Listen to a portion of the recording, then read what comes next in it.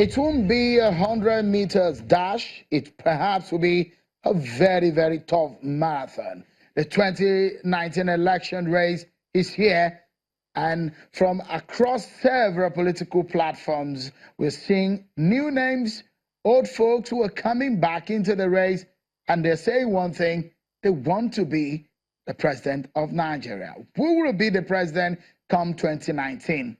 Well, we're talking to members of the two major Nigerian political parties. There are 68 of them, but one left office a few years ago. One will beat it, is still in office, and they're saying they will retain the office. So what is it going to be? Let's get back to the conversation. My partner tonight, Honorable Egoh, member of the House of Representatives representing Lagos State, a member of the PDP, Honorable Pt.2, Obun, a former lawmaker, and the chieftain of the APC. Thank you so much for your time, gentlemen. Let me come back to you, Honorable Obun. Sorry to cut you there before we went on that break, but you see the caliber of people who are coming into the race. Technocrats, younger folks who are coming, a lot of them are saying, no, we do not want the older folks. Is it a pressure for your party? It won't be like 2015, will it? Clearly, when age, gender, and such subterfuges are being used as a barometer for measuring political success or competence, it's a mere, like I said, a subterfuge, a smoke screen. The major barometer for measuring success, good governance, competence is in the physical things that you see. What are the indices for measuring the success of a party or of a person? Of course, you can only ask a man like Muhammadu Buhari, the president of Nigeria, where will you get to? You cannot ask him what have you been or what have you done.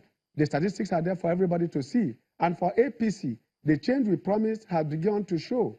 The TSA, which they initiated, they could not. Of course, one of the things that we do not have to start priding ourselves about, but which we want to demonstrate, and which every Nigerian is seeing today physically, is number one, that in terms of infrastructure, in terms of orientation, in your own words, in your villages today, the so-called empowerment of buying motorbikes and such things have died down. What is the reason? The free money, the bloated budgets, and all kinds of free monies are no longer there. And I think people are beginning to shape themselves and bid themselves to authority.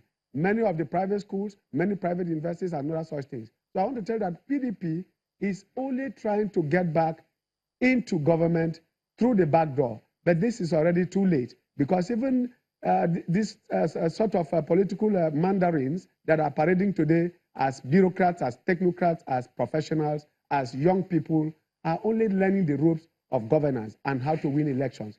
APC has come to stay, and the Nigerians, I am very certain, have learned their lesson, that it is no longer business as usual, and it is not about a mantra, it's about the demonstration, it's about the activities, it's about the actions of this government. And I think nobody will be in doubt. For instance, Ajakuta is coming on, the railways are bubbling back, the roads are all being constructed, Niger Delta Development Commission is now alive, and the abandoned projects are on their own coming up. Contractors who are run away with Nigerian money are coming back to start projects, and things like that are happening every day. And look at the quality of people that are coming out to contest today. Before now, it was unthinkable for young people to come out to say they want to run elections. They would just laugh at you, even in your community. But where we are today... Honorable Obun, let me allow Honorable Egoh to come in here.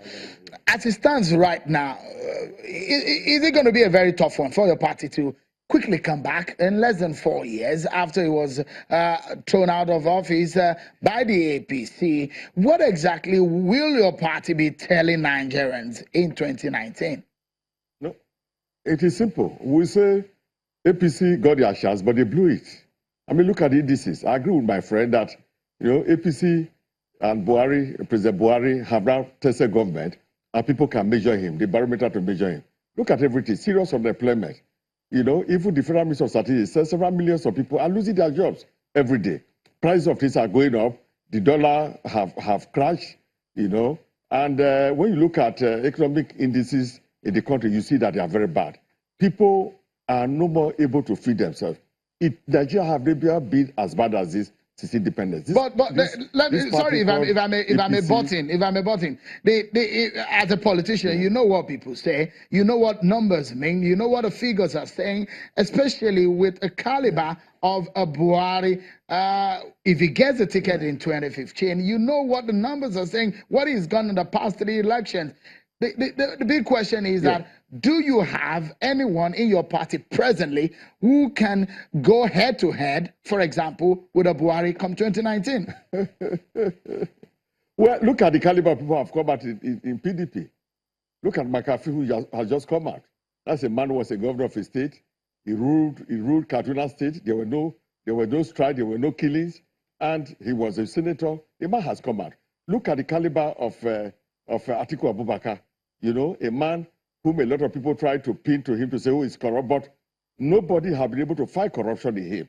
And he's a man who is bold, a man who understands the economy, a man who is coming out to revolutionize the economy, and a man who wants what Nigeria wants. He wants to restructure this country, which is what everybody is talking about.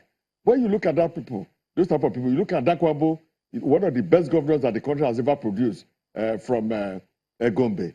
Look at how well he's doing. When you have that caliber of people, you ask yourself, you know, who can withstand them? Now, President Buhari is a man I respect a lot, but everybody knows his performance. All his year that he just named President Buhari, in terms of performance, he's done very badly, you know. And anywhere you go to in the country, you see people talking about it. People are complaining. Things are bad. Like I said, APC have had their share, and they blew it up.